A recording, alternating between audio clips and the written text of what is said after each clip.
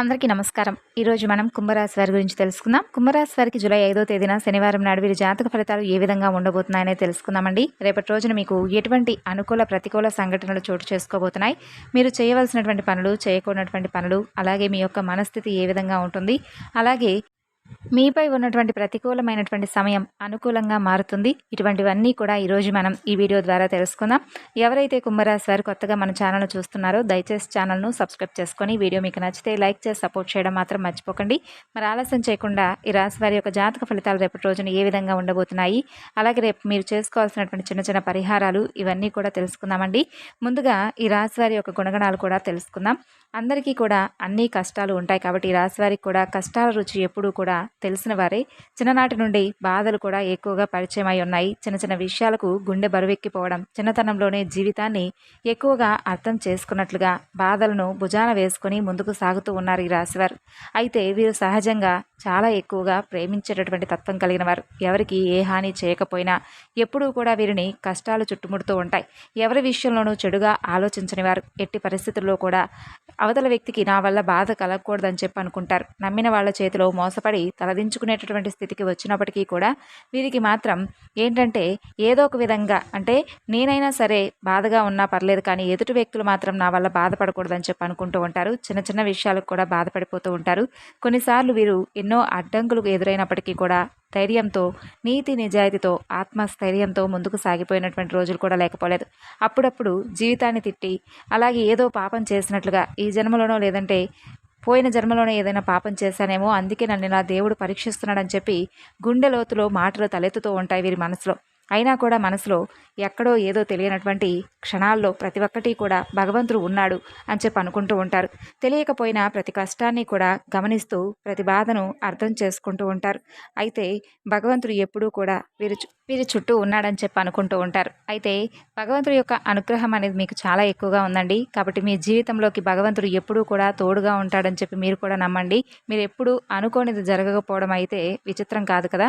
మీరు అనుకున్నది సాధించేంత వరకు నిద్రపోయినటువంటి మనస్కులే. కానీ మీరేంటంటే ఒక తెలివైనటువంటి ఆలోచన రూపంలో, ఒక ఉపదేశం రూపంలో మీ జీవితం వైపు ఆ భగవంతుడు తప్పకుండా మీకు ఏదో ఒక విధంగా సహాయం చేయాలని చెప్పి వస్తున్నాడు. మీరు ఎప్పుడైనా కానీ ఒంటరిగా కూర్చొని కాసేపు ఆలోచించుకోనండి. మీకు ఎన్నో సమస్యలు, ఇబ్బందులు ఎదురైనప్పుడు మిమ్మల్ని ఎవరు కాపాడారు, అలాగే ఎవరు, ఏ దైవశక్తి మిమ్మల్ని అంటే అన్ని ప్రమాదాల నుండి, సమస్యల నుండి కాపాడిందనేది మీకు బాగా అర్థమవుతుంది. కాబట్టి భగవంతుడు మీకోసం ఏదో ఒక పని చేస్తూ ఉన్నాడు. మీ అదృష్టాన్ని మలచడం కోసం ఈ రాశివారు సహజంగా విశ్లేషణాత్మకమైనటువంటి మంచి నియమాలను కలిగిన వారనమాట. ఆధ్యాత్మిక పరంగా భగవంతుని ఎప్పుడూ కూడా ఆరాధిస్తూ ఉంటారు. అలాగే ఈ రాశివారిని పరమేశ్వరుడు ఎప్పుడూ కూడా గమనిస్తూ ఉంటాడని తెలుసుకోండి. మీరు జీవితంలో ఎదుర్కొన్నటువంటి ఇబ్బందులే కాకుండా మీరు భవిష్యత్తులో పడేటటువంటి ప్రమాదాలను కూడా స్వామివారు తొలగిస్తూ ఉన్నాడు. ఒక్కసారి ప్రశాంతంగా మీరు ఆలోచించుకొని చూడండి. మీరు నమ్మిన కొంతమందికి అంటే ఏదో ఒక విధంగా ద్రోహం చేసి మిమ్మల్ని బాధ పెట్టినటువంటి క్షణాలు ఉన్నాయి. అయితే ఆ ద్రోహిని మీరు ఏ విధంగా గుర్తించాలనేది మీరే తెలుసుకోండి. మీ ఇంట్లో ఎప్పుడైనా కానీ ఏదో ఒక విధంగా అంటే సమస్యలో, సుడిగుండాలో, లేదంటే అర్థం కానటువంటి చిక్కుముళ్ళలో ఇటువంటివి ఏర్పడినప్పుడు మీకు ధైర్యాన్ని ఇచ్చి మీకు ఏదో ఒక విధంగా సహాయాన్ని అందించింది భగవంతుడే అని చెప్పి తెలుసుకోండి. అయితే మీరు ఎప్పుడూ కూడా ఏంటంటే ఒకరి కీడు తలపెట్టరు కాబట్టి, మీకు అంతా మంచి మనస్కులు కాబట్టి భగవంతుడు ఎప్పుడూ కూడా మీకు తోడుగా ఉంటున్నాడు. కాబట్టి రేపటి రోజున మీకు ఒక అవకాశం అనేది మీ ముందుకు రాబోతుందండి. ఏంటంటే చాలా రోజుల నుండి మీరు అనుకుంటూ ఉంటున్నారు, అంటే అబ్బా మాకు ఈ పని అయితే బాగుండు, ఈ పని కింద లేట్ అవుతుంది, పెండింగ్లో పడిపోతుంది, ఎన్నిసార్లు అనుకుంటున్నా కూడా మేము సక్సెస్ చేయలేకపోతున్నామే ఈ పనిని అని చెప్పి బాధపడుతూ ఉండుంటారు కదా.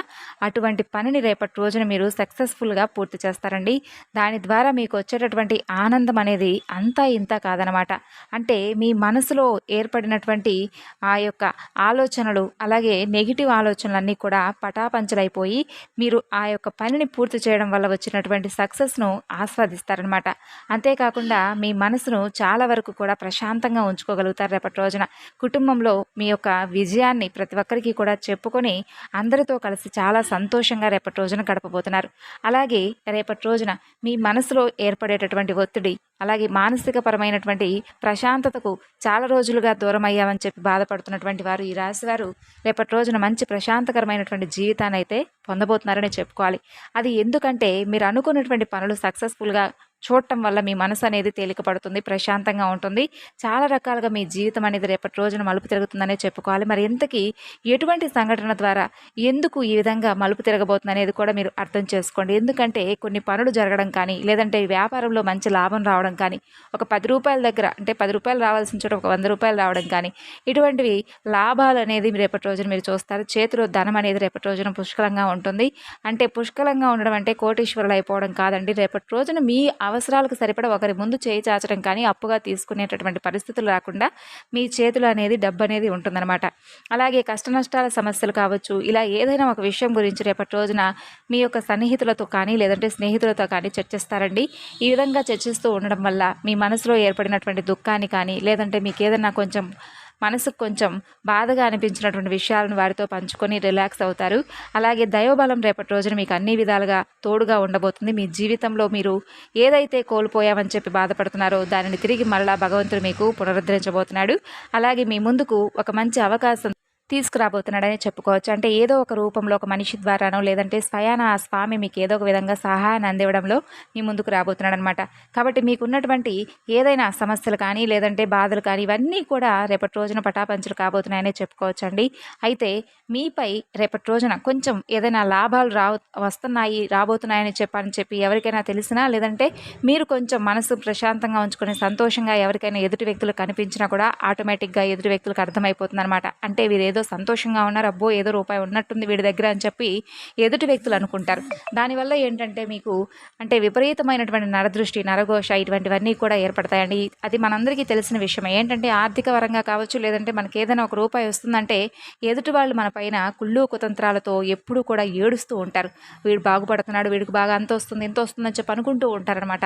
అటువంటి నరదృష్టి, నరఘోషలు మనపై తగిలినప్పుడు మన జీవితంలో మనం ఏ పని కూడా చేయలేమండి.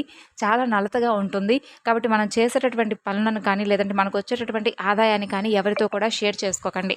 ఇంకా చెప్పాలంటే రేపటి రోజున ఒక స్త్రీ కారణంగా, ముఖ్యంగా ఒక స్త్రీ మీకు ఇచ్చేటటువంటి ఏదైనా కానీ, ఒక ముఖ్యమైనటువంటి సలహాలు కావచ్చు, లేదంటే మీరు ఏదైనా ఒక ముఖ్యమైనటువంటి పని మీద మీరు వెళుతున్నప్పుడు మీకు ఆ స్త్రీ ఇచ్చేటటువంటి సలహాలు కావచ్చు, ఇటువంటివి ఏదో ఒక విధంగా మీకు ఆ స్త్రీ మీకు ఎదురు రావడం కానీ, ఇటువంటివి ఏదో ఒక కారణం చేత మీ జీవితంలో రేపటి రోజునైతే అద్భుతమైనటువంటి ఏదో ఒక కొన్ని అవకాశాలు మీకు తలుపు తడతాయని చెప్పుకోవాలండి.